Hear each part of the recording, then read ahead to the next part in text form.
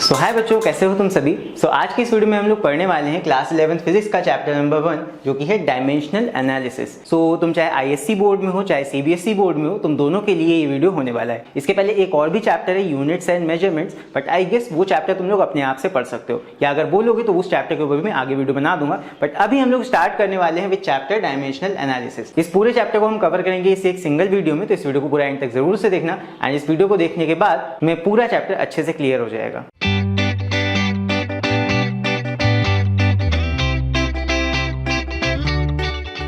तो देखते हैं इस चैप्टर में क्या क्या चीजें हैं, हमें क्या क्या पढ़ना है। तो यहाँ पे सबसे पहले हमें देखना है व्हाट इज डायमेंशन। डायमेंशन क्या होती है, जिस चीज के बारे में पूरा चैप्टर है एक्चुअली वो है क्या। अगर इसका डेफिनेशन हम देखें डायमेंशंस का, the powers to which fundamental units are raised in order to obtain the derived unit of that quantity. अब ये सबके ऊपर से गया होगा मुझे पता है, बट यहाँ पे ध्यान से भी समझते हैं ये है क्या। देखो यहाँ पे है द पावर टू विच, पहली बात तो यहाँ पे कुछ पावर की बात हो रही है, तो power to which the fundamental units. अब यहाँ पे एक चीज आ गई फंडामेंटल यूनिट्स। फंडामेंटल यूनिट्स क्या है इसको भी बताऊंगा मैं। Are raised in order to obtain the derived unit of that quantity, मतलब किसी क्वांटिटी को ऑब्टेन करने के लिए हम फंडामेंटल यूनिट्स को कितनी पावर से रेज कर रहे हैं, कितनी पावर से हम फंडामेंटल यूनिट्स को रेज कर रहे हैं, वही पावर्स क्या होती हैं, दोज आर कॉल्ड डायमेंशंस। यही डायमेंशंस का तुम्हारा डेफिनेशन है। अब यहाँ पे सबसे पहला सवाल ये आता है कि फंडामेंटल यूनिट्स हैं क्या। तो फिजिक्स में दो तरह की यूनिट्स होती हैं, एक होती हैं फंडामेंटल यूनिट्स, एक होती हैं डिराइव्ड यूनिट्स। फंडामेंटल यूनिट्स हम उनको बोलते हैं जो तुम्हारी बेसिक यूनिट्स होती हैं या जो किसी और से मिलके नहीं बनी होती। These are basic units. जैसे कि फॉर एग्जांपल मास खुद में एक यूनिक क्वांटिटी है, इसीलिए हम इसको फंडामेंटल बोलेंगे। लेंथ, किसी भी चीज की लंबाई चौड़ाई जो भी हम नापते हैं वो भी तुम्हारी एक फंडामेंटल क्वांटिटी है। फिर यहाँ पे हम टाइम की बात करें, टाइम मिनट से सेकंड जिसमें भी तुम मेजर करो, ये भी एक फंडामेंटल यूनिट है।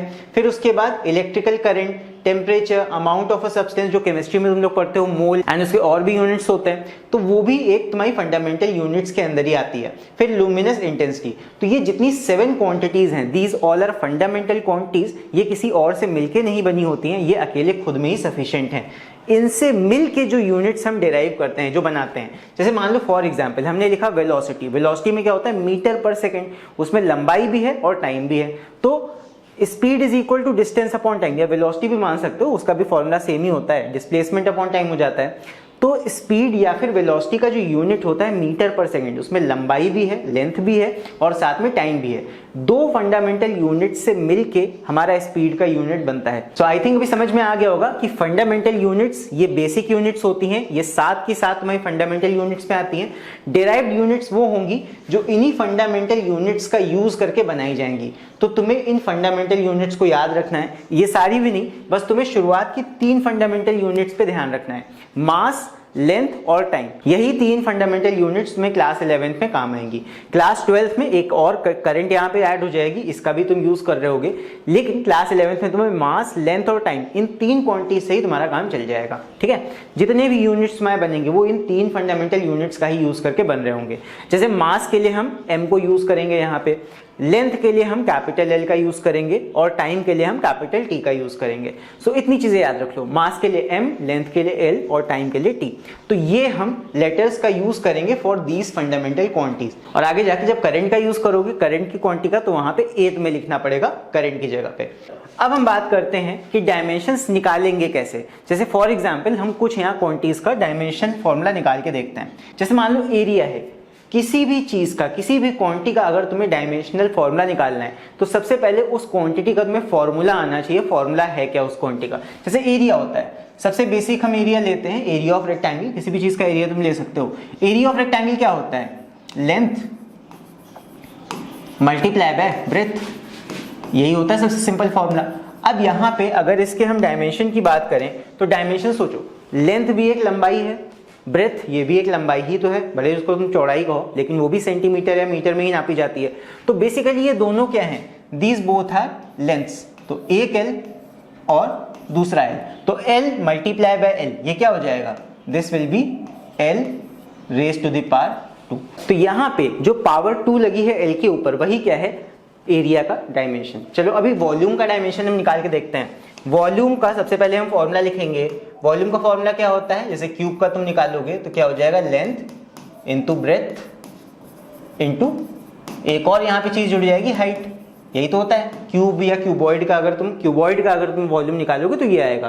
क्यूब का निकाल रहे होते तो यहाँ पे लेंथ इंटू एरिया साइड का क्यूब हो जाता। तो यहाँ पे इसका अगर डायमेंशन निकाला जाएगा तो क्या हो जाएगा, ये हो जाएगा एल एल और एल, तीन एल यहाँ पे आपस में मल्टीप्लाई हो जाएंगे। क्यों, बिकॉज यहाँ पे तीनों ही एक तरह की लंबाई है, तो ये क्या हो जाएगा, this will B L cube. तो ये आ गया इसका डायमेंशन। तो इजी है। अब डेंसिटी का निकाल के देखते हैं। चलो डेंसिटी का क्या हो जाएगा, डेंसिटी इज इक्वल टू होता है मास अपॉन वॉल्यूम, इस तरह। तो अगर इसका डायमेंशन हम निकालेंगे तो कैसे निकालेंगे, मास के लिए हमारा ये हो जाएगा m, ठीक है, मास हमारा एक फंडामेंटल यूनिट है। वॉल्यूम का डायमेंशन जस्ट अभी देखो सेकंड में हमने निकाल लिया है, क्या है, l raise to the power 3।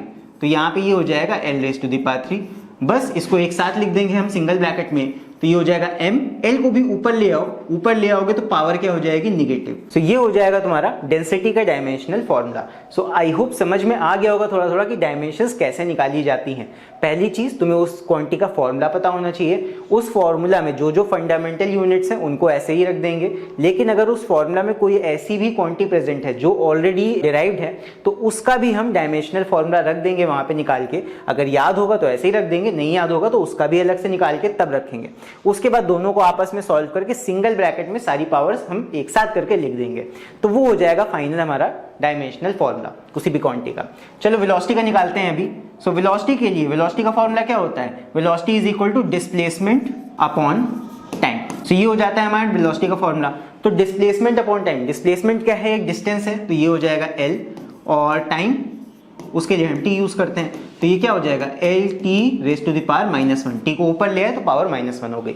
ये आ गया हमारा डायमेंशनल फॉर्मूला फॉर वेलोसिटी। चलो इसी तरह एक्सीलरेशन का निकालते हैं। एक्सीलरेशन का फॉर्मूला क्या होता है, एक्सीलरेशन का होता है rate of change of velocity delta we upon delta T. कितनी वेलोसिटी चेंज हो रही है कितने टाइम में। तो वेलोसिटी का जस्ट अभी हमने डायमेंशन निकाला है LT-1, उसका हम एज इट इज रख देंगे। जैसा कि मैंने बताया, अगर किसी फॉर्मूला में कोई डिराइव्ड यूनिट है तो उस डिराइव्ड यूनिट का पहले डायमेंशन निकाल के हम रखेंगे। यहाँ हमें पता है उसका LT-1 है, तो ऐसे जैसे जैसे हम यहाँ पे डायमेंशंस निकालते जाएंगे वैसे वैसे हम थोड़ी बहुत याद भी करते चलेंगे। जैसे वेलोसिटी का हमें याद होना चाहिए, अभी आगे फोर्स का डायमेंशन आएगा वो भी तुमको याद करना पड़ेगा। यहाँ पे वेलोसिटी का हमने डायमेंशन ऐसे रख दिया। फिर टाइम तो एक फंडामेंटल यूनिट है, तो ये हो जाएगा T। बस यहाँ पे अब सारी पावर्स एक साथ करके लिख देंगे एक ही सिंगल ब्रैकेट के अंदर, तो ये हो जाएगा L तो एक ही है, T की पावर 1-1 है, फिर ये भी T ऊपर आएगा, एक और पावर यहाँ माइनस की बढ़ जाएगी, तो ये क्या हो जाएगा LT-2। ये आ गया हमारा इसका डायमेंशनल फॉर्मूला। तो आई होप ये सारे फॉर्मूला हमने कैसे डिराइव किए समझ में आ गए होंगे। अगर कहीं पे भी कोई भी प्रॉब्लम आए तो कमेंट में लिख के मुझे बता देना, मैं जरूर से उसको क्लियर कर दूंगा। चलो अभी हम यहाँ पे कुछ और क्वांटिटीज का डायमेंशनल फॉर्मूला निकालते हैं जो कि काफी इंपॉर्टेंट होने वाले हैं। जैसे मान लो पहला हमारा फॉर्मूला है force F is equal to सबसे सिंपल फॉर्मूला होता है ma, मास इंटू एक्सीलरेशन। सबसे simple formula mass into acceleration. इसी फॉर्मूला का यूज करके हम फोर्स का डायमेंशन अभी निकाल लेंगे। मास एक फंडामेंटल यूनिट है तो मास का हो जाएगा m।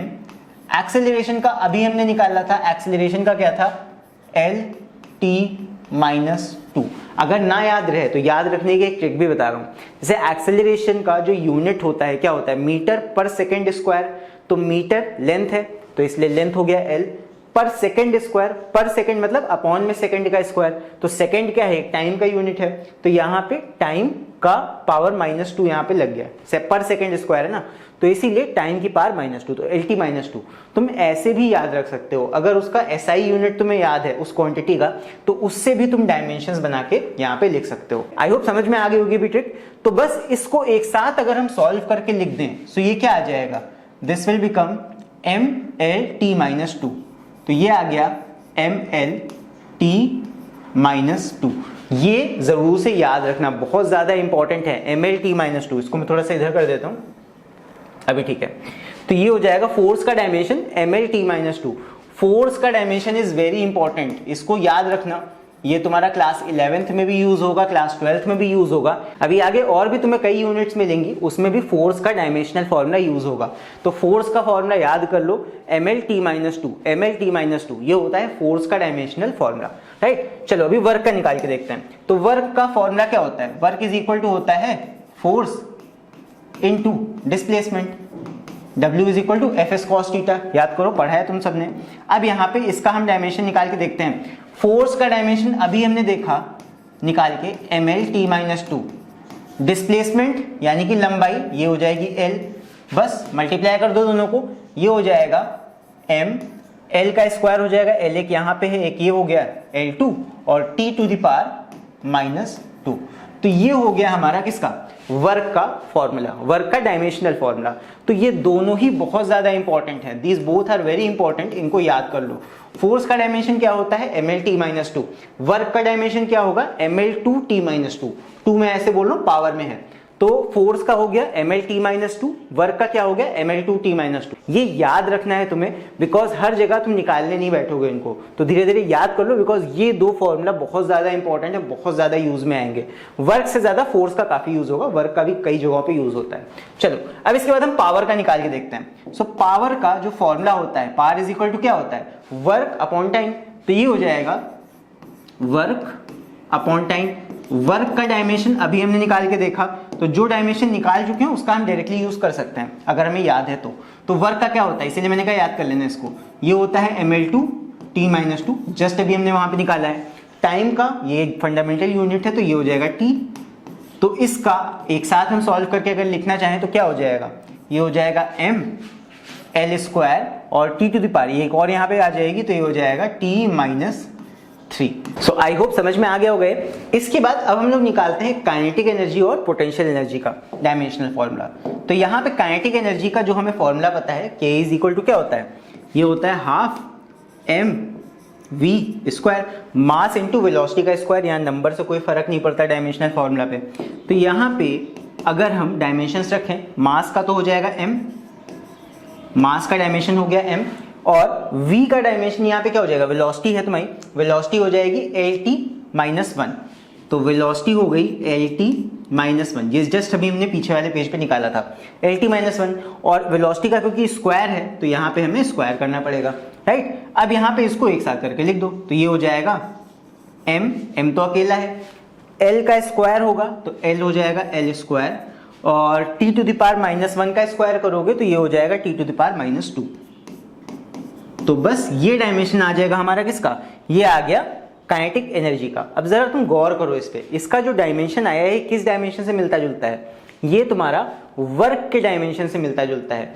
तो एक चीज ध्यान रखना, जो एनर्जी होती है और वर्क होता है, दोनों का यूनिट सेम होता है, दोनों का यूनिट जूल होता है।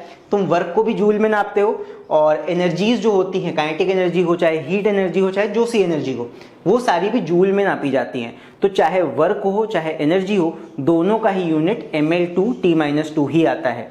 तो जितनी भी एनर्जी होंगी उनका डायमेंशन क्या आएगा, ml/t-2, बिकॉज उनका यूनिट जूल होता है, सीधी सी बात है। अब हम पोटेंशियल एनर्जी का जरा फॉर्मूला निकाल के देखते हैं, डायमेंशनल फॉर्मूला। तो पोटेंशियल एनर्जी का सबसे सिंपल फॉर्मूला हमें क्या पता है, it is equal to mgh। इसका भी हम फॉर्मूला निकालेंगे, देखना सेम आएगा। तो मास तो फंडामेंटल हो गया m, और g तुम्हारा होता है एक्सेलरेशन ड्यू टू ग्रेविटी। तो एक्सेलरेशन का डायमेंशनल फॉर्मूला भी हमने क्या देखा था, lt-2। कैसे याद रखना है, g का जो यूनिट होगा वो क्या होगा, मीटर पर सेकंड स्क्वायर। तो मीटर के लिए लेंथ हो गया, पर सेकंड स्क्वायर के लिए t-2 हो गया, ऐसे याद रख सकते हो। फिर उसके बाद h तुम्हारा क्या है, हाइट। हाइट क्या होती है, लंबाई है एक तरह से, तो इसका फंडामेंटल यूनिट हो गया l। बस इसको हम सॉल्व कर देंगे अभी, तो क्या हो जाएगा, ये हो जाएगा m तो अकेला है, कोई दिक्कत नहीं, l 2 आ गए तो ये हो जाएगा l2 l², और t⁻⁻2 ये अकेला है तो ये हो जाएगा t⁻⁻2। तो बस ये आ गया हमारा इसका डायमेंशनल फॉर्मूला। फिर से देख लो, ये सेम आया है इसी के जैसे, जो भी एनर्जी का फॉर्मूला आएगा वो तुम्हारे वर्क के फॉर्मूले के बराबर होगा, ml/t-2। तो ये हो गया हमारे dimensional formula of all these quantities. चाहो तो स्क्रीनशॉट ले लो, अदरवाइज मैं पीडीएफ कोशिश करूंगा प्रोवाइड करने की इसकी। अभी इसके बाद हम बात करते हैं एक और इंपॉर्टेंट प्रिंसिपल की, जो कि है प्रिंसिपल ऑफ होमोजेनिटी। होमो मतलब होता है सेम, जेनिटी मतलब प्रिंसिपल है बेसिकली, प्रिंसिपल ऑफ होमोजेनिटी, एक जैसा होने का प्रिंसिपल। तो डायमेंशंस में इसका क्या मतलब होता है, every equation relating physical quantities must be dimensionally homogeneous. So यहाँ पे बताया जा रहा है कि हर इक्वेशन में जिसमें भी फिजिकल क्वांटिटीज को आपस में रिलेट किया जा रहा होगा, मतलब एक फॉर्मूला या रिलेशन जो भी तुम्हारा फॉर्मूला होगा, उसके अंदर जितने भी टर्म्स होते हैं सबका डायमेंशन सेम होता है। जैसे कि फॉर एग्जाम्पल यहाँ पे s is equal to u t plus half a t square है, तो यहाँ पे जितने भी तुम्हें टर्म्स दिख रहे हैं, जैसे कि फॉर एग्जाम्पल यहाँ पे हम निकाल के देखते हैं, s तुम्हारा क्या होता है, ये होता है डिस्प्लेसमेंट, ये सब इक्वेशन ऑफ मोशन है, तुमने पढ़ी हुई है। अब यहाँ पे s तुम्हारा क्या है, s इज डिस्प्लेसमेंट, तो इसका डायमेंशनल फॉर्मूला क्या हो जाएगा, ये हो जाएगा लेंथ l, सीधी सी बात है। अब ut का निकाल के देखते हैं, इस वाले टर्म का निकाल के देखते हैं, तो इस टर्म का डायमेंशन अगर हम निकालें तो u क्या है, u is a velocity, initial velocity होती है, और t क्या है, टाइम है। तो वेलोसिटी का डायमेंशन होता है हमारा lt -1, ये हो गया, और टाइम का डायमेंशन क्या होगा, t हो जाएगा। तो अगर हम इन दोनों को आपस में सॉल्व करें मल्टीप्लाई करके u और t को, तो क्या होगा, t -1 और t यहाँ +1 दोनों कैंसिल आउट हो जाएंगे, बचेगा क्या, ये हो जाएगा इक्वल टू l। इसका भी डायमेंशन क्या हो गया, l। तो देखो इस पूरे टर्म का जो डायमेंशन आया है वो क्या आ गया, सिर्फ l आ गया, यानी कि होमोजेनस ये है। अब हम हाफ ए टी स्क्वायर का डायमेंशन निकाल के देखते हैं। हाफ से यहाँ पे कोई मतलब नहीं है, हाफ एक नंबर है, हमें यहाँ पे सिर्फ एक्सेलरेशन और टाइम के स्क्वायर का डायमेंशन निकालना है, तो निकाल के देखते हैं। चलो यहाँ पे एक्सेलरेशन का क्या हो जाएगा, मीटर पर सेकेंड स्क्वायर, यानी कि LT-2, और टाइम का स्क्वायर ये हो जाएगा t स्क्वायर, टाइम तो एक फंडामेंटल यूनिट है। अगर हम यहाँ पे t⁻² और t⁻2 को इसके यहाँ पे कैंसिल आउट कर देंगे तो क्या बचेगा, सिर्फ l बचेगा, तो ये आ जाएगा l। तो देखो इस वाले टर्म का भी जो डायमेंशन आया है वो क्या आया है, l। So principle of homogeneity यही बताता है कि किसी भी फॉर्मूला में या किसी भी रिलेशन में जो फिजिकल क्वांटिटीज को आपस में रिलेट कर रहा होगा उसमें जितने भी टर्म्स होते हैं सबका डायमेंशन सेम होता है। समझ में आ गया। चलो अभी इसी पे बेस्ड एक क्वेश्चन करते हैं, तुम लोग को और ज्यादा अच्छे समझ में आ जाएगा। तुम लोग की बुक का क्वेश्चन है, find the dimensions of constants a b c d। हमें a b c d का डायमेंशन बताना है in the relation v is equal to a plus B T plus c upon d plus T, where v is velocity and t is time. तो यहाँ पे a b c d का हमें dimension बताना है, देखते हैं कैसे बताएंगे। देखो यहाँ पे v का डायमेंशन क्या होगा, v के डायमेंशन की बात करें तो v का डायमेंशन है वेलोसिटी है, ये हो जाएगा LT-1 इज इक्वल टू, अब यही डायमेंशन a का भी होना चाहिए, तो a का डायमेंशन क्या हो जाएगा, a का डायमेंशन आ जाएगा a is equal to LT-1। ये हम कैसे बता सकते हैं, by using principle of homogeneity. अभी मैंने बताया था दैट किसी भी फिजिकल फॉर्मूला में, फिजिकल क्वांटिटी के फॉर्मूला में हर एक टर्म का डायमेंशन सेम होता है, तो जो v का डायमेंशन होगा वही यहाँ पे a का भी डायमेंशन होगा, a एक कांस्टेंट है यहाँ पे। फिर यहाँ पे देखते हैं प्लस बी टी, तो इस वाले टर्म का भी जो डायमेंशन है वो सेम होना चाहिए वेलोसिटी के डायमेंशन के बराबर, तो इसको इससे कंपेयर कर देंगे, हमें b का भी डायमेंशन मिल जाएगा। तो नेक्स्ट a निकल आया, अब bt को कंपेयर करते हैं v से, तो LT-1 डायमेंशन होना चाहिए किसका, b इंटू टी का, तो b ऐसे लिख दो और t यहाँ पे क्या हो जाएगा t, इस तरह तुमने v के डायमेंशन को bt वाले डायमेंशन से कंपेयर कर दिया, तो b का डायमेंशन क्या हो जाएगा, t को इधर लाके यहाँ पे सॉल्व कर दो, तो हम t को इस साइड ले आएंगे, t की पार क्या हो जाएगी -1, और -1 पार हो जाएगी तो दोनों आपस में ऐड हो जाएंगी, तो ये आ जाएगा LT-2, ये आ जाएगा हमारा किसका, b का डायमेंशन। राइट, समझ में आ गया। अब हम निकालते हैं c और d का डायमेंशन, देखना ध्यान से। अगेन इस वाले टर्म को, ये जो टर्म है इसको हम कंपेयर करेंगे v के डायमेंशन से, तो ये हो जाएगा v का डायमेंशन है LT-1, यही डायमेंशन होना चाहिए c upon d plus T का, तो c upon d plus T क्या है, t टाइम है, तो ये ऐसे हो जाएगा। राइट, आप समझना ध्यान से कैसे यहाँ डायमेंशन निकलेगा। देखो यहाँ पे क्या है LT-1, यानी कि t अपॉन में है, इसको अगर और थोड़ा सिंपल तरीके से लिख दे वेलोसिटी के डायमेंशन को, तो बेसिकली ये क्या है, इस तरह कुछ है, LT-1 को हम ऐसे लिख सकते हैं। इससे हमें क्या पता लग रहा है कि c का डायमेंशन तो लेंथ है l, और अपॉन में d प्लस टी, ये t है तो ये भी तो t होगा, तभी तो ऐड होके ये t ही रहेंगे। कहीं ना कहीं जो ये c है इसका डायमेंशन हमें मिल जाएगा, that is equal to l, क्योंकि ये न्यूमरेटर में है। उसी तरह डिनोमिनेटर को कंपेयर करोगे तो d का भी डायमेंशन, क्योंकि यहाँ भी प्रिंसिपल ऑफ होमोजेनिटी लगेगा कि अगर ये इसमें ऐड हो रहा है t में, तो t डायमेंशन इसका भी होगा, तभी ये ऐड हो पाएंगे आपस में। यहाँ भी प्रिंसिपल ऑफ होमोजेनिटी लग रहा है, तो d का डायमेंशन क्या हो जाएगा, it will be equal to t, ये हो गया। तो यहाँ पे चारों के डायमेंशन देखो हमने निकाल लिए हैं, एक तुम्हारा a का डायमेंशन ये आ गया, b का डायमेंशन यहाँ पे आ गया, C का डायमेंशन ये हो गया L और D का डायमेंशन यहाँ पे हो गया। तो इस तरह हम प्रिंसिपल ऑफ होमोजेनिटी का यूज करके इसको निकाल लेंगे। आई होप समझ में आ गया होगा, काफी इजी क्वेश्चन था ये।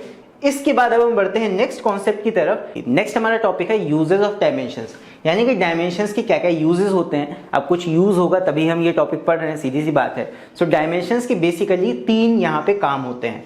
पहला यूज होता है to convert unit of one system to another, मतलब कि जैसे अगर तुम्हें SI यूनिट को कन्वर्ट करना हो CGS यूनिट में, या फिर CGS को कन्वर्ट करना हो MKS यूनिट में, MKS भी एक यूनिट होता है। तो यहाँ पे किसी भी टाइप के यूनिट्स को तुम्हें दूसरे टाइप के यूनिट्स में कन्वर्ट करना हो, वो यूनिट्स जरूरी नहीं बने वाले हो सकता है तुम्हें एक नए फॉर्म का यूनिट को डेवलप करना हो, यूनिट का सिस्टम बनाना हो, तो उसमें भी कैसे अपनी वैल्यू को कन्वर्ट करोगे, कन्वर्जन में काम आता है डायमेंशंस का, इसका हम यूज कर सकते हैं।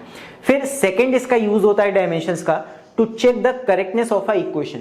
मान लो तुम एक साइंटिस्ट हो, तुमने एक फॉर्मूला बनाया, अब कैसे चेक करोगे कि जो तुमने फॉर्मूला बनाया वो सही है कि गलत है, तो उसको चेक करने का भी तरीका हमें डायमेंशंस प्रोवाइड करता है। बेसिकली वही चीज है, चेक करोगे तो क्या करोगे, LHS के डायमेंशंस निकाल लोगे, RHS के डायमेंशंस निकाल लोगे, दोनों अगर इक्वल आ रहे होंगे तो हम कहेंगे हमारा फॉर्मूला क्या है, करेक्ट है।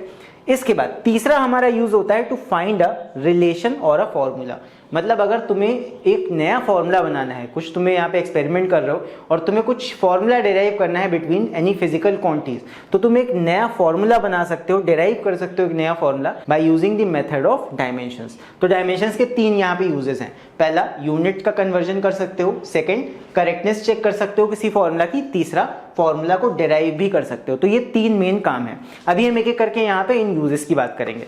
तो सबसे पहला यूज हमारा होता है to convert one unit to another, एक यूनिट को दूसरे यूनिट में कैसे कन्वर्ट करते हैं। कोई भी फिजिकल क्वांटिटी होती है वो बेसिकली 2 चीजों से मिलके बनती है, एक उसका न्यूमेरिक वैल्यू और एक उसका यूनिट क्या है। यानी कि कोई भी फिजिकल क्वांटिटी बनेगी एक न्यूमेरिक वैल्यू से, उसमें नंबर होगा 5, 10, 20 जितना भी हो, या 100, और फिर उसका यूनिट होता है सेंटीमीटर, मीटर, जो भी तुम उसमें नाप रहे हो। तो यहाँ पे 2 चीजें होती हैं, एक न्यूमेरिक वैल्यू, एक उसका यूनिट।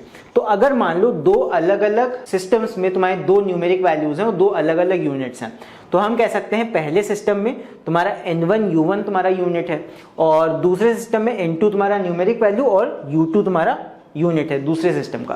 तो यहाँ पे अगर हम दोनों को इक्वेट कर दें तो देखो N1 हमारा ये हो गया, यूनिट हमारा किस में होगा, यहाँ मैंने बताया क्लास 11 में से मास, लेंथ और टाइम के ही यूनिट्स हम पढ़ेंगे। तो यहाँ पे यूनिट में मैंने लिख लिया M1, L1 और T1, ये किसी पावर से मान लो रेज्ड है। फिर N2 तुम्हारा सेकंड वाले यूनिट का कोई न्यूमेरिक वैल्यू होगा, यहाँ पे भी कोई यूनिट होगा तुम्हारा M2, L2 और T2, यहाँ पे सिस्टम में अलग यूनिट्स होंगे। फिर इनकी भी पावर होगी ABC। तो अगर हम इसको इस तरह सॉल्व करें, N2 के लिए इस फॉर्मूला को बनाएं, N2 को सब्जेक्ट बना दें यहाँ पे, तो क्या हो जाएगा, तो यहाँ पे हो जाएगा N2 is equal to N1 इधर है, ये तीनों टर्म्स इधर नीचे आ जाएंगे, तो ये क्या बन जाएगा, ये हो जाएगा M1 upon M2 raise to the power A, L1 upon L2 raise to the power B और T1 upon T2 raise to the power C। तो इसी फॉर्मूला की मदद से हम यहाँ पे N2 सेकंड वाले सिस्टम में हमारा न्यूमेरिक वैल्यू क्या होगा वो निकाल सकते हैं। कैसे निकालेंगे उसको हम अभी एक क्वेश्चन की हेल्प से समझते हैं, तो तुम्हें ज्यादा अच्छे समझ में आएगा।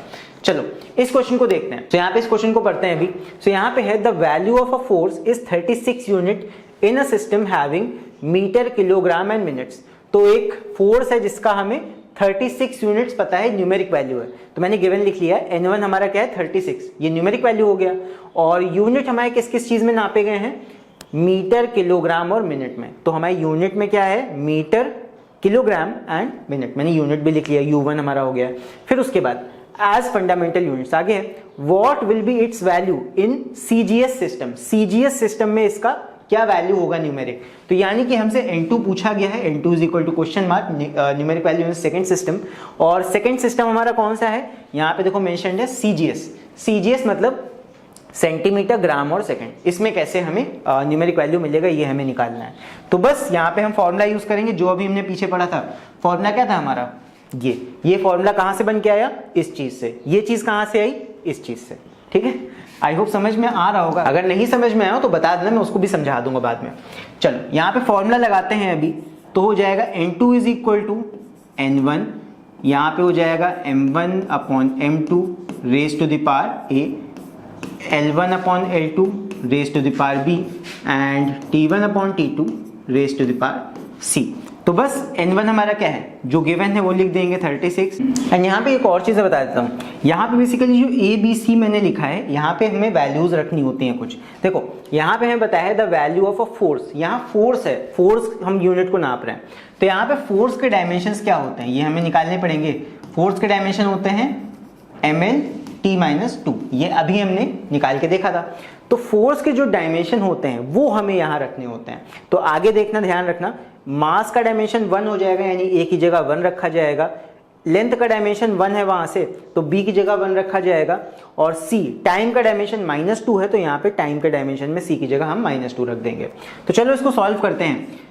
पहले सिस्टम में हम मास को किससे नाप रहे हैं, पहले सिस्टम में मास को हम नाप रहे हैं केजी से, और दूसरे सिस्टम में मास को हम नाप रहे हैं जी से, ग्राम से। तो यहाँ पे मास, पहले सिस्टम में मास को हम नाप रहे हैं केजी से, तो m1 में हो जाएगा केजी। फिर m2 सेकेंड सिस्टम में मास को हम नाप रहे हैं ग्राम से, याद रखना u2 यूनिट नंबर 2 में हम मास को नाप रहे हैं ग्राम से, तो यहाँ हम रख देंगे ग्राम। और मास का यहाँ पे डायमेंशन क्या है, 1 पावर से रेस किया जा रहा है, वहां से देख लो फोर्स का यहाँ पे डायमेंशन। फिर उसके बाद L1/L2, इसमें देखते हैं क्या रखेंगे। पहले सिस्टम में लेंथ को हम नाप रहे हैं मीटर से, और दूसरे सिस्टम में लेंथ को हम नाप रहे हैं सेंटीमीटर से। तो L1 क्या हो जाएगा, L1 विल बी मीटर। पहले सिस्टम में लेंथ को नापा जा रहा है मीटर से, दूसरे सिस्टम में लेंथ को नापा जा रहा है सेंटीमीटर से, ये हो गया। और raise to the power B की यहाँ पे पावर कितनी हो जाएगी, ये हो जाएगी 1। इसके बाद T1/T2, पहले यूनिट में हम टाइम को नाप रहे हैं मिनट से, ये हो गया मिनट, और दूसरे सिस्टम में हम टाइम को नाप रहे हैं सेकंड से, तो ये हो गया सेकंड। और रेज टू द पावर -2, बस इसी को हमें सॉल्व कर देना है, हमारा आंसर आ जाएगा। तो यहाँ पे सॉल्व करते हैं, ये हो जाएगा 36। अब यहाँ पे देखो kg/ग्राम, इसको तो काट नहीं सकते, पहले kg को ग्राम में कन्वर्ट करना पड़ेगा। तो 1 kg में 1000 ग्राम होते हैं, तो kg को हम कन्वर्ट कर देंगे ग्राम में। 1 kg = 1000 ग्राम, और यहाँ पे मैंने कन्वर्ट कर दिया इस तरह। फिर मीटर को सेंटीमीटर में कन्वर्ट कर दो, बड़े को छोटे यूनिट में कन्वर्ट कर देते हैं, आसान पड़ता है। तो 1 मीटर में होते हैं 100 सेंटीमीटर, और अपॉन में सेंटीमीटर है ये। इसके बाद मिनट/सेकंड, तो मिनट को सेकंड में कन्वर्ट कर दो। 1 मिनट में कितने सेकंड होते हैं, 60 सेकंड, तो मिनट की जगह लिख देंगे 60 सेकंड, और अपॉन में सेकंड है ये। और यहाँ पे इसकी पावर क्या हो जाएगी, ये हो जाएगी -2, बिकॉज यहाँ पे टाइम वाले उसमें ब्रैकेट पे -2 पावर लगी हुई है। पावर्स का ध्यान रखना, पावर नहीं लगाओगे तो आंसर गलत आएगा। अब यहाँ पे इसको सॉल्व कर लेते हैं। जो जो चीजें कैंसिल हो रही हैं, जैसे ग्राम से ग्राम ही कैंसिल हो जाएगा, सेंटीमीटर से सेंटीमीटर, और सेकंड से सेकंड, ये कैंसिल हो गया।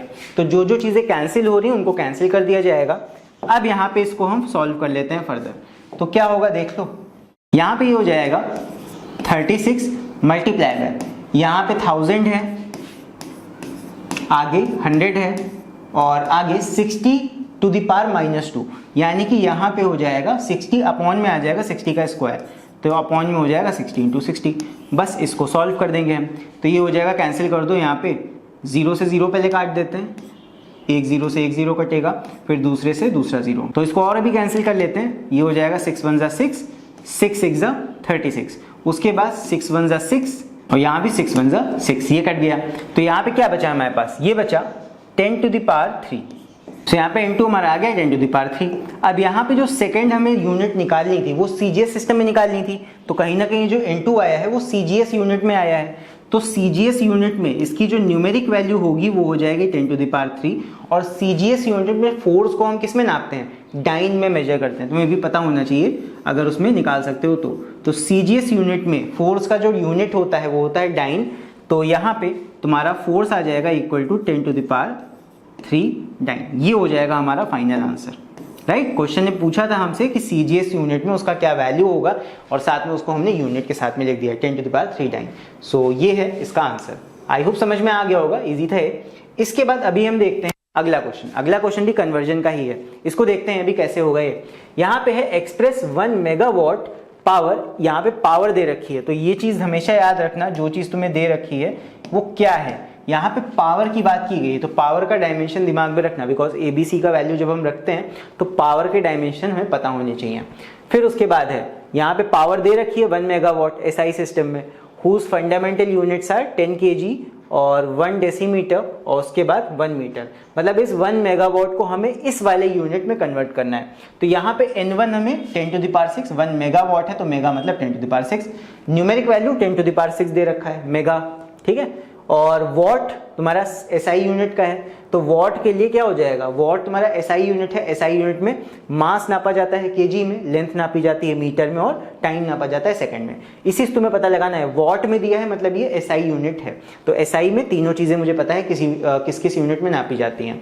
इसके बाद जो सेकंड हमारा यूनिट होगा उसका न्यूमेरिक वैल्यू हमें निकालना है, हमें इसी को second type of unit system में एक्सप्रेस करना है। तो N2 हमें निकालना होगा numeric value in second system. Second system है क्या, सेकंड सिस्टम अब यहाँ से नाम से नहीं दे रहे हैं, यहाँ पे देखो इन्होंने अलग कुछ बताया है, in a system where the fundamental units are 10 kg। 10 kg तुम्हारा एक फंडामेंटल यूनिट है, मतलब 10 kg एज अ होल लेना है। फिर उसके बाद 1 dm डेसीमीटर, ये तुम्हारा एक फंडामेंटल यूनिट है। और मिनट्स में यहाँ नापा जा रहा है 1 मिनट तुम्हारा एक फंडामेंटल यूनिट है। तो इस तरह हम निकालेंगे। चलो सॉल्व करते हैं, इसको निकालते हैं। तो यहाँ पे वही फॉर्मूला लगाएंगे, N2 इज इक्वल टू ये हो जाएगा N1 और M1 upon M2 raise to the power A, L1 upon L2 raise to the power B और T1 upon T2 raise to the power C। अब यहाँ पे ABC होगा क्या, ये हमें डायमेंशन देखने पड़ेंगे किसके, पावर के। तो पावर के डायमेंशन हम निकाले थे, क्या आए थे, पावर का डायमेंशन था वर्क अपॉन टाइम। तो वर्क का डायमेंशन क्या होता है, ml2 T-2 और T यहाँ पे एक और नीचे आ जाएगा, तो ये पावर का डायमेंशन क्या बनना था हमारा T-3।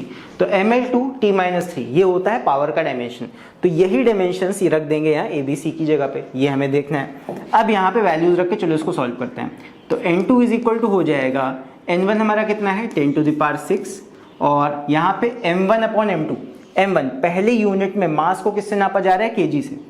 तो यहाँ पे ये हो जाएगा, पहले सिस्टम में मास को नापा जा रहा है केजी से, दूसरे सिस्टम में मास को नापा जा रहा है 10 kg से।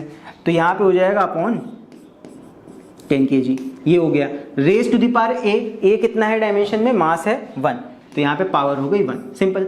फिर L1 अपॉन L2, पहले सिस्टम में यूनिट की लेंथ जो नापी जा रही है वो नापी जा रही है मीटर्स में, तो L1 हो गया मीटर। दूसरे सिस्टम में लेंथ नापी जा रही है डेसीमीटर में, तो यहाँ पे ये हो जाएगा डेसीमीटर। अभी हम डेसीमीटर देखेंगे कैसे कन्वर्ट करना है। फिर उसके बाद raise to the power B कितना है, L की पावर 2, तो ये हो गया। फिर इसके बाद T1 अपॉन T2, पहले यूनिट सिस्टम में टाइम को नापा जा रहा है सेकंड में, ये हो गया सेकंड T1। फिर दूसरे यूनिट में T2, दूसरे यूनिट सिस्टम में टाइम को नापा जा रहा है मिनट में, तो यहाँ पे हो जाएगा मिनट। और इसकी पावर T की जो पावर है वो वहां पे देख लो, पावर की यहाँ पे डायमेंशंस में कितनी है, -3। So raise to the power C कितना हो जाएगा, -3। ये बन गया हमारा। अब इसको सॉल्व कर लेते हैं, यहाँ पे वैल्यू को निकाल लेते हैं। तो देखते हैं क्या होगा, ये हो जाएगा 10⁶।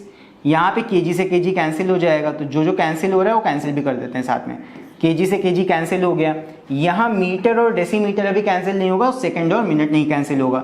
तो इसको कैंसिल करने के लिए हमें सेम बनाना पड़ेगा। ये तो हो गया, ये बचा हमारे पास इंटू 1/10 मल्टीप्लाई बाय। यहाँ पे मीटर और डेसीमीटर को पहले सेम बनाते हैं। तो मीटर और डेसीमीटर जो होता है वो होता है 1/10। डेसीमीटर का मतलब 1/10 ऑफ अ मीटर।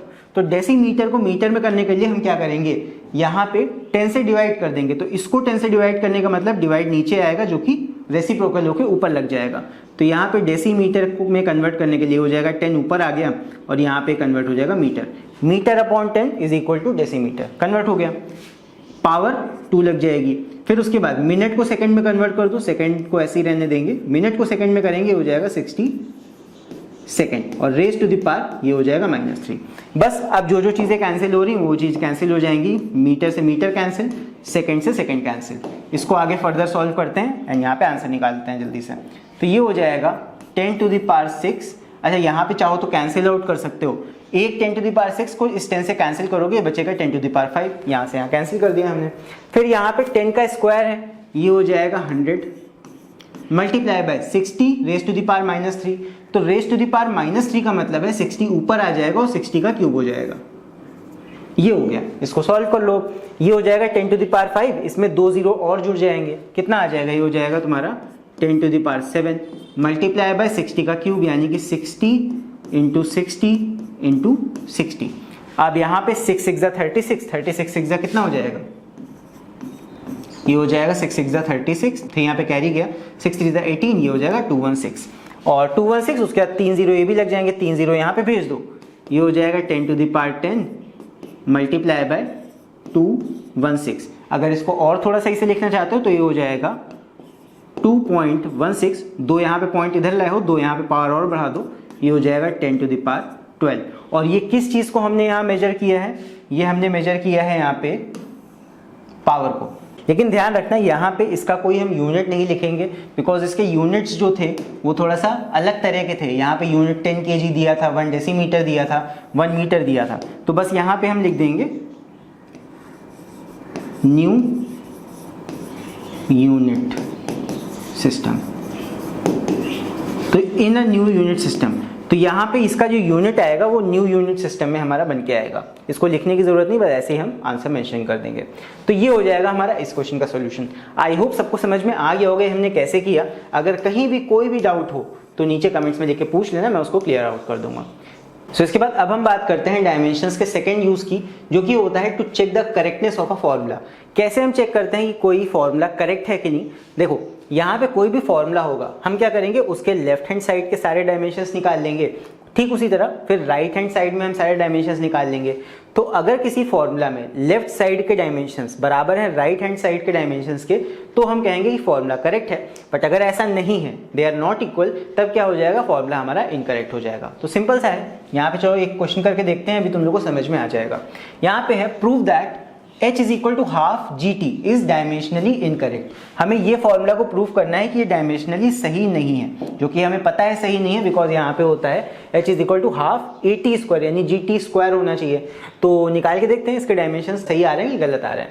तो यहाँ पे पहले लिख देते हैं formula h is equal to 1/2 gt। तो इधर साइड के डायमेंशन क्या हो जाएंगे, h एक हाइट है, हाइट का मतलब एक लंबाई है, तो यहाँ पे h का डायमेंशन तो लेंथ आ गई l। फिर हाफ, नंबर का कोई डायमेंशन होता नहीं है तो नंबर को हटा दो, कोई दिक्कत नहीं है। जी क्या होता है, एक्सेलरेशन ड्यू टू ग्रेविटी। ये क्वेश्चन में वैसे दिया होता है, मैंने यहाँ लिखा नहीं है। एक्सेलरेशन ड्यू टू ग्रेविटी है जी। तो एक्सेलरेशन का अभी हमने डायमेंशन देखा था, क्या था, LT-2।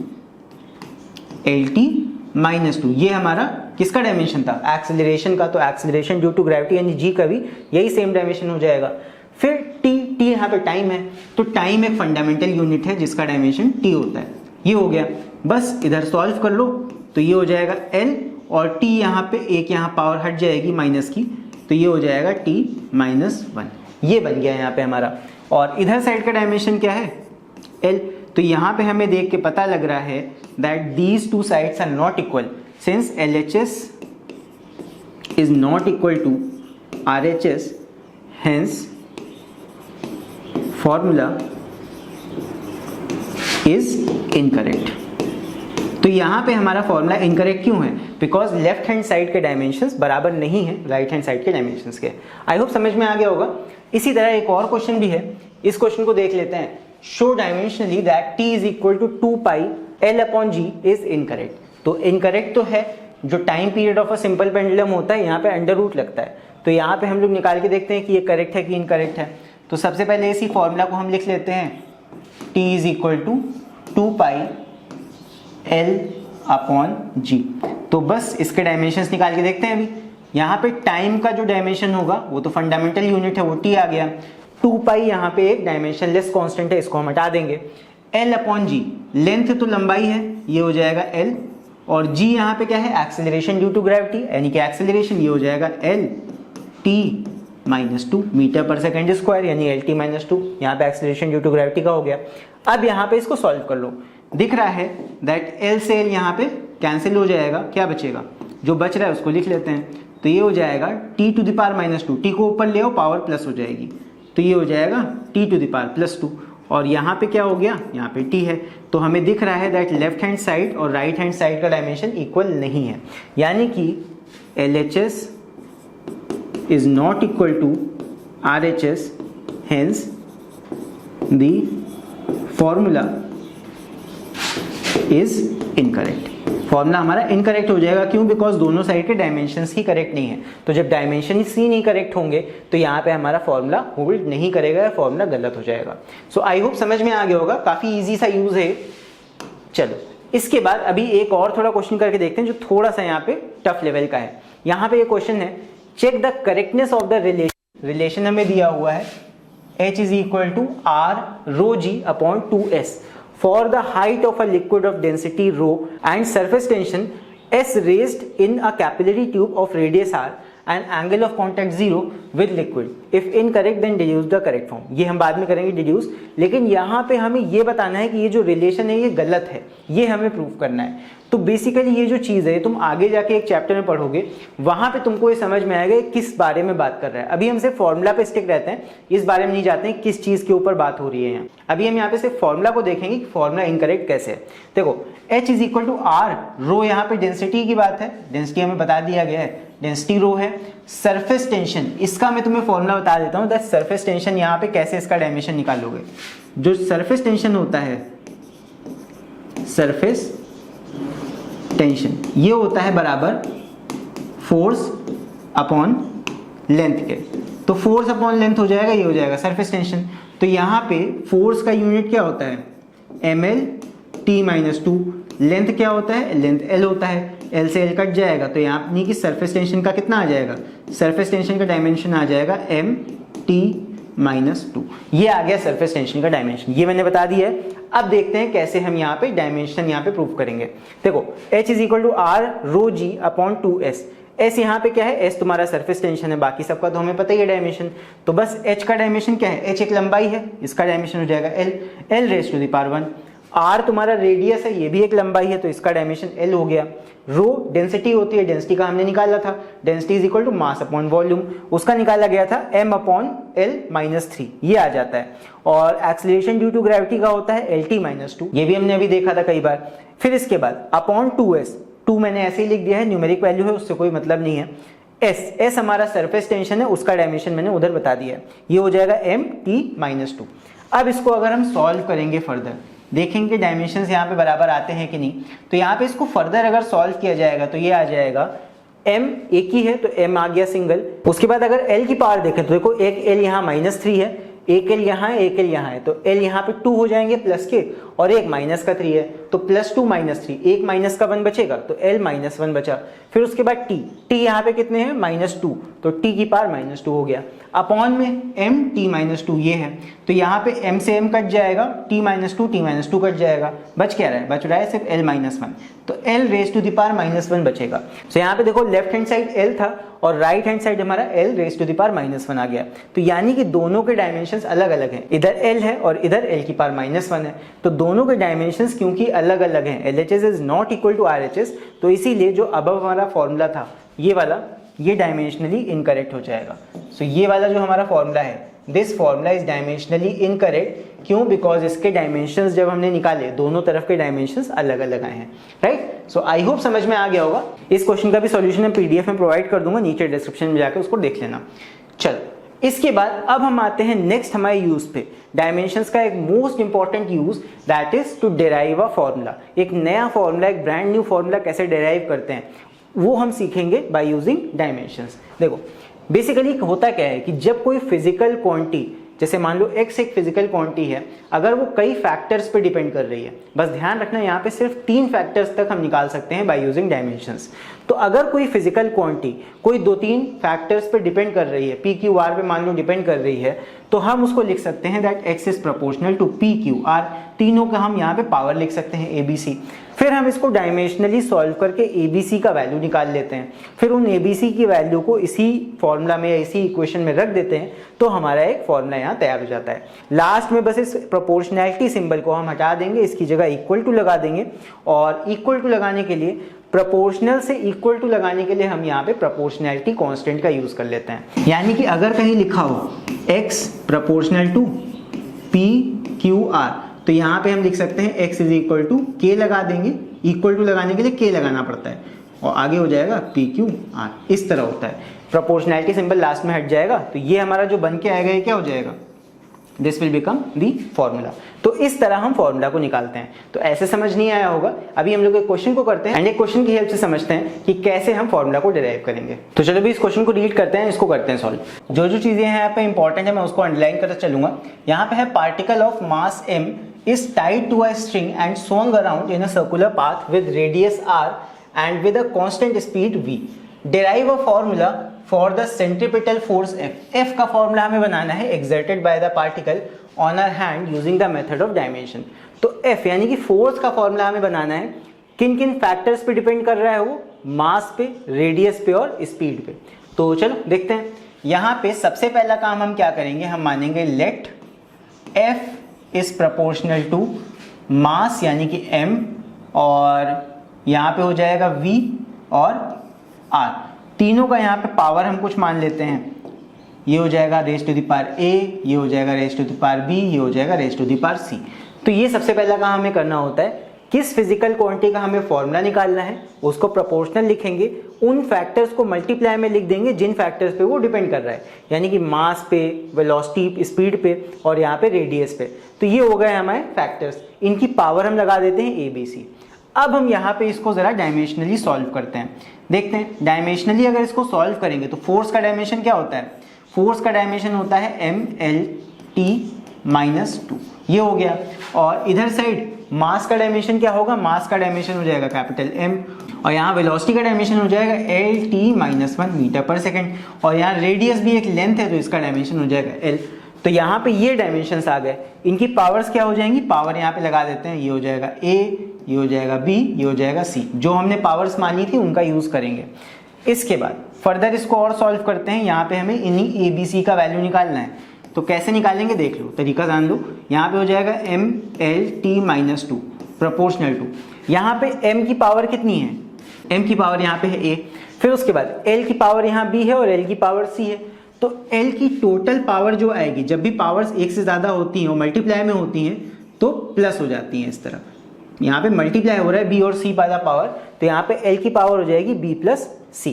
उसके बाद T यहाँ अकेला है तो T की पावर क्या हो जाएगी, ये हो जाएगी -1 इंटू B, तो ये हो जाएगी -B। ये आ गई यहाँ पे इधर की डायमेंशन। तो बस लेफ्ट साइड के डायमेंशंस को राइट हैंड साइड के डायमेंशंस को हम मिला के आपस में कंपेयर करके सॉल्व करेंगे, तो यहाँ पे ABC का हमारा वैल्यू आ जाएगा। तो पहली बात A इज इक्वल टू, यहाँ पे M की पावर कितनी है 1, L की पावर कितनी है 1, तो यहाँ से A की वैल्यू कितनी निकल के आएगी, बाय कंपेयरिंग बोथ साइड, यहाँ पे लिख देते हैं चलो, by comparing powers both side powers को हम कंपेयर करेंगे, यही करना होता है। तो A इज इक्वल टू, सीधे सीधे हमें क्या पता लग गया, A इज इक्वल टू 1 आ गया सीधे सीधे, कोई दिक्कत नहीं है। फिर उसके बाद B प्लस C, और उसके बाद -B की वैल्यू -2 है, पहले -B की वैल्यू C वाले इसकी निकाल लेते हैं, T की पावर -B और यहाँ पे T की पावर -2, तो -B is equal to -2, minus minus cut जाएगा, B की वैल्यू कितनी आ जाएगी, ये आ गई B की वैल्यू, ठीक है। A की वैल्यू मिल गई, B की वैल्यू मिल गई। अब यहाँ पे हम यूज करते हैं L की पावर का, L की पावर है B प्लस C, जो कि बराबर होनी चाहिए, L की इधर पावर है 1, तो B प्लस C बराबर होना चाहिए 1 के। तो यहाँ पे B का वैल्यू हमें पता लग गया है, C का वैल्यू निकाल लेते हैं। B की जगह रखेंगे 2 plus C is equal to 1, C is equal to 1 minus 2 यानी कि -1, तो C की वैल्यू हमारी आ गई -1, तो यानी कि ABC का वैल्यू हमें मिल गया है। अब बस अपने फाइनल फॉर्मूला में हम इसी को रख देंगे, तो फाइनल हमारा फॉर्मूला क्या हो जाएगा, ये हो जाएगा F is equal to M की पावर क्या है, M की पावर A थी, तो A की हमारी वैल्यू कितनी आई है 1, M की पावर 1 हो गई तो 1 पावर नहीं लिखेंगे। V की पावर B थी, B कितना है 2, तो V की पावर 2 हो गई, V की पावर B थी तो B की जगह 2 लिख दिया हमने। और R की पावर C थी, C कितना आया है -1, तो R की पावर है -1, तो यहाँ पे R की पावर -1 है, इसको अगर हम नीचे लाके लिख दें तो ये क्या बन जाएगा, ये बन जाएगा हमारा F is equal to mv square, और ये R की पावर -1 नीचे चला जाएगा यहाँ पे। तो ये हमारा फाइनल फॉर्मूला बन के आ गया किसका, for the force, centripetal force का फॉर्मूला है ये mv स्क्वायर अपॉन r। देखो हमने डायमेंशन की हेल्प से इसको डिराइव कर लिया। सो इस तरह हम डिराइव करते हैं फॉर्मूला को। सबसे पहले हम फैक्टर्स जो डिपेंड कर रहे होते हैं उसका हम प्रोपोर्शनलिटी का सिंबल बना के ऐसे लिख देते हैं। अच्छा, यहाँ पे एक चीज, प्रोपोर्शनल वाला सिंबल मैंने डायरेक्ट हटा दिया, ये डायरेक्टली नहीं हटेगा, ध्यान रखना।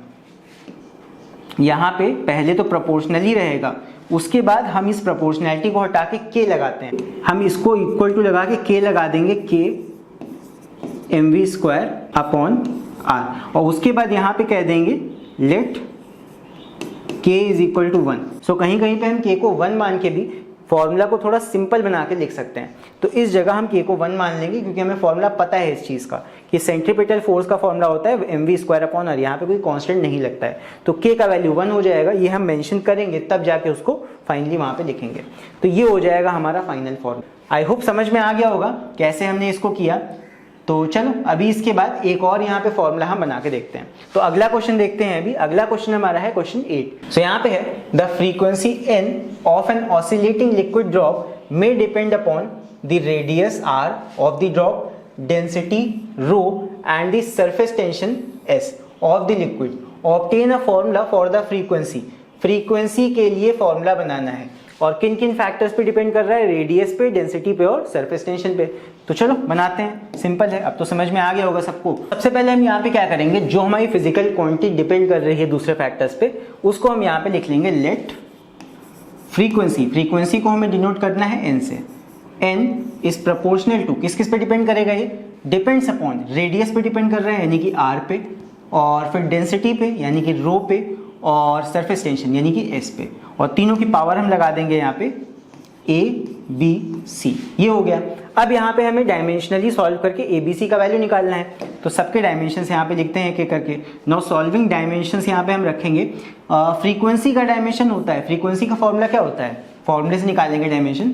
f इज इक्वल टू होता है 1/t, यहाँ पे n यूज किया गया f की जगह, 1/टाइम पीरियड। तो टाइम पीरियड को ऊपर ले आओ, क्या हो जाएगा, ये हो जाएगा t-1। तो फ्रीक्वेंसी का जो डायमेंशन आएगा वो t-1 आएगा, क्योंकि फ्रीक्वेंसी निकाली जाती है तो पर सेकंड निकाली जाती है, नंबर ऑफ वेव्स पर सेकंड। फिर इसके बाद रेडियस तुम्हारी एक लेंथ है, ये हो जाएगा l raise to the power a। Density का हो जाएगा m l-3, ये हो जाएगा पावर b। फिर उसके बाद सरफेस टेंशन का अभी हमने थोड़ी देर पहले देखा था, क्या आया था, सरफेस टेंशन आया था हमारा mt-2, ये हो जाएगा mt-2 mt-2 और रेज़ टू द पावर हो जाएगा c। तो बस यहाँ पे अब इसको हम थोड़ा सॉल्व करेंगे। अभी यहाँ पे है m0 l0 t-1 proportional to, इधर साइड हो जाएगा m raise to the power कहाँ पे, यहाँ पे b है, यहाँ पे c है, तो ये हो जाएगा b plus c। l raise to the power, l कहाँ पे है, l यहाँ पे है a, यहाँ पे है -3b, ये हो गया। फिर उसके बाद t कहाँ पे है, t सिर्फ यहाँ पे है, तो ये हो जाएगा -2c। तो बस कंपेयर कर लो both sides. So by comparing both side यहाँ पे हमें क्या मिलेगा, यहाँ पे हमको मिल जाएगा जो वैल्यू सिंगल वैल्यू हो पहले उसको कंपेयर करो, t की पावर -1 t की पावर -2c। तो यहाँ पे -1 इज इक्वल टू -2c, यहाँ पे माइनस माइनस कैंसिल हो जाएगा और c इज इक्वल टू क्या आ जाएगा 1/2। ये आ गया हमारा यहाँ पे c का वैल्यू। फिर इसके बाद यहाँ पे दूसरी पावर्स को भी कंपेयर करते हैं। c का वैल्यू आ गया है, इसकी पावर को कंपेयर कर लो, b plus C is equal to 0 से। m की पावर है b प्लस सी इधर, और यहाँ पे m की पावर 0, इनको कंपेयर करेंगे। c की वैल्यू 1/2 है, तो इधर जाके -1/2 हो जाएगी, जो कि आ जाएगा b इज इक्वल टू -1/2। ये आ गया b का वैल्यू। फिर इसके बाद a-3b को कंपेयर कर लो 0 से, l की पावर जो है, तो ये हो जाएगा a-3b इज इक्वल टू, यहाँ पे पावर 0 है, तो बस b का यूज करो, b की पावर -1/2 है, तो ये हो जाएगा a-3 और -1/2, ये रख दो, ये हो जाएगा तुम्हारा माइनस माइनस प्लस 3/2, और 3/2 को उधर भेजेंगे तो ये हो जाएगा -3/2। सो ये आ गया हमारा, a की वैल्यू इतनी आ गई। अब तीनों वैल्यूज आ गई हैं, तो बस इनको हम पुट कर देंगे अपने मेन फॉर्मूला में जो कि हमने बनाया था। सो फाइनली इसको हम इस इक्वेशन में रख देंगे, इसको इक्वेशन 1 मान लो और लिख दोगे by putting these values in 1। तो इसमें क्या आ जाएगा, n will be proportional to r की पावर a है, a कितना आया है -3/2, और रो कितना है, रो की पावर b है, b कितना आया है हमारा -1/2, और उसके बाद s हमारा कितना, इसकी पावर है c कितना आया है 1/2। तो ये हो गया। अब यहाँ पे जितनी भी पावर्स हमको दिख रही हैं इनको हम सही से करके लिखेंगे, तो जितनी भी चीज़ें माइनस में है वो नीचे आ जाएंगी और जितनी भी चीज़ें प्लस में है वो ऊपर रहेंगी। तो ये हो जाएगा n प्रोपोर्शनल टू, s ऊपर रहेगा 1/2 और रो नीचे आ जाएगा 1/2 और r नीचे आ जाएगा 3/2, और जितनी भी चीज़ें माइनस में थी हम नीचे ले आए हैं तो पावर उनकी प्लस की हो जाएंगी। ये हो गया। अब यहाँ पे 1/2 का देखो मतलब क्या होता है, power 1/2 means under root, simple सा है, पावर कहीं भी 1/2 है उसका मतलब अंडर रूट है। तो यहाँ पे जितनी भी चीज़ों की पावर 1/2 है उनको हम अंडर रूट में लिख देंगे, तो ये क्या हो जाएगा, n will be proportional to under root लगेगा और यहाँ हो जाएगा s upon rho r। r यहाँ पे क्योंकि देखो 3 भी था, इस पावर का मतलब ये है दैट r का एक तो क्यूब हो रहा है और दूसरा यहाँ पे पावर 1/2 है। ये मतलब है r की पावर 3/2 का कि r पहली बार तो अंडर रूट के अंदर जा रहा है और r का क्यूब भी है साथ में, r 3/2 का मतलब ये है। तो यहाँ पे r का हम क्यूब कर देंगे, तो ये क्या निकल के आया, इससे निकल के आएगा that n is equal to, एक k लगा देंगे जब हम प्रोपोर्शनैलिटी को इक्वल टू में चेंज करेंगे और k के आगे यहाँ लग जाएगा s upon rho r cube. ये हो जाएगा हमारा formula for frequency. So I hope ये हमने कैसे निकाला समझ में आ गया होगा। अगर इस क्वेश्चन में कहीं पे भी कोई डाउट हो तो नीचे कमेंट्स में लिख के तुम लोग पूछ सकते हो। सो इसके बाद अब हम लोग बढ़ते हैं अगले क्वेश्चन की तरफ। सो अभी इसके बाद हम लोग देखते हैं इस क्वेश्चन को, रीड करते हैं इसको। यहाँ पे है a liquid of density rho दे रखी है, is filled in a U tube of uniform up to a height h दे रखा है। If the liquid in one limb of the tube is pressed slightly downward and then left, the liquid column executes vertical oscillations. Assuming that the period t of oscillations may depend on h, rho and g. तो यहाँ पे time period जो है t depends upon h, rho and g. Find a possible formula for t. Time period का हमें formula बनाना है, formula for t by the method of dimensions. तो यहाँ पे हमें टाइम पीरियड का फॉर्मूला बनाना है जो कि डिपेंड कर रहा है किस पे, h पे, रो पे और g पे। ये है सिंपल, सेम पिछले वाले क्वेश्चन के तरह से यहाँ पे ABC हम मान लेंगे और यहाँ पे ABC का वैल्यू निकाल के इसमें वैल्यूज रख देंगे, फॉर्मूला हमारा बन जाएगा। तो बस देखते हैं, यहाँ पे और कहानी से अभी फिलहाल के लिए हमें मतलब नहीं है, बिकॉज ये चीजें जो सब यहाँ पे लिखी गई हैं ये तुम आगे जाके चैप्टर में पढ़ोगे तब तुमको इनका कॉन्सेप्ट समझ में आएगा, क्योंकि ये सारी चीजें अभी स्टार्टिंग से तुम लोग समझ नहीं पाओगे। तो डायमेंशंस वैसे तो छोटा सा चैप्टर है, लेकिन क्योंकि ये आगे तक चलेगा इसलिए आगे की चीजें भी इसमें शुरुआत में ही क्वेश्चन फॉर्म में दे दी गई हैं। बट ये चीजें तुम आगे के चैप्टर्स में जाके पढ़ोगे तब तुमको समझ में आएगा यहाँ पे किस चीज की बात हो रही है। चलो फिलहाल के लिए जितना हमें काम है उसको समझ लेते हैं। टाइम पीरियड का हमें फॉर्मूला निकालना है जो कि इन 3 क्वांटिटीज पे इस तरह डिपेंड कर रहा है। तो बस देखते हैं कैसे। t is proportional to h rho g, तीनों की पावर हमने मान ली। फिर हम डायमेंशंस लिखेंगे, टाइम पीरियड का t हो जाएगा, फ्रीक्वेंसी नहीं है टाइम पीरियड है इस बार, तो डायरेक्ट t हो गया। फिर प्रोपोर्शनल टू हाइट, लेंथ है, लेंथ हो गया। रो क्या हो जाता है ml-3, ये हो गया। फिर उसके बाद acceleration due to gravity g lt-2 हो गया। abc पावर हमने लिख दी तीनों की abc।